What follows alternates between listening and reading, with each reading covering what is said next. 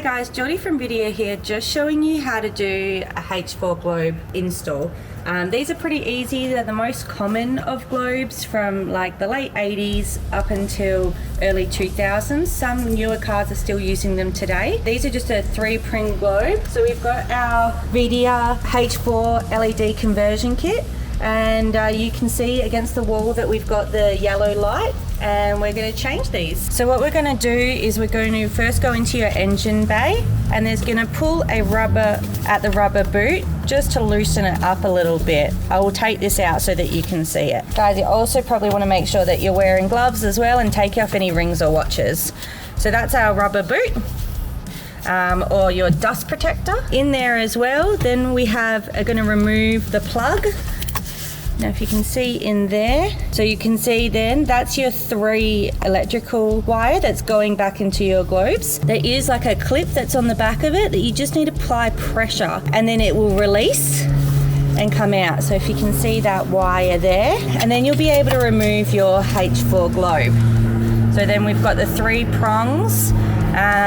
If it doesn't have 3 prongs on the back, don't continue with the installation.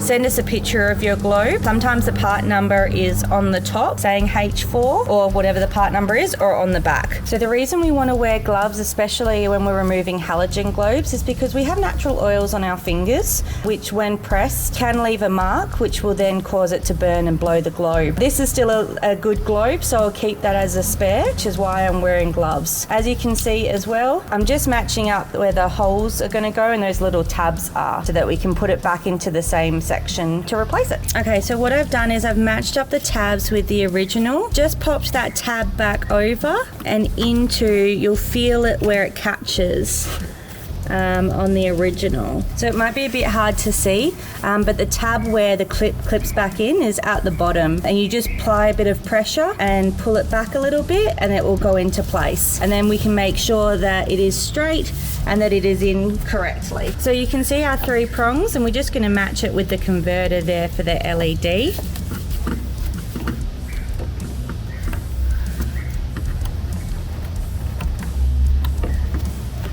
We're just going to wiggle it in till it's tight. You won't hear any clicks or anything. And then what we're going to do is, before we put the dust cover back on, we're just going to do a test.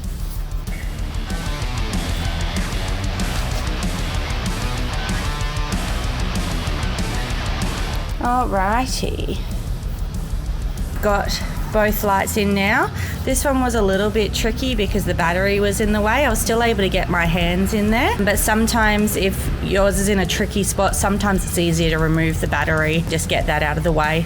Though take note that once the battery becomes disconnected, your head unit will reset as well. So yeah, that's it guys. Thanks for watching.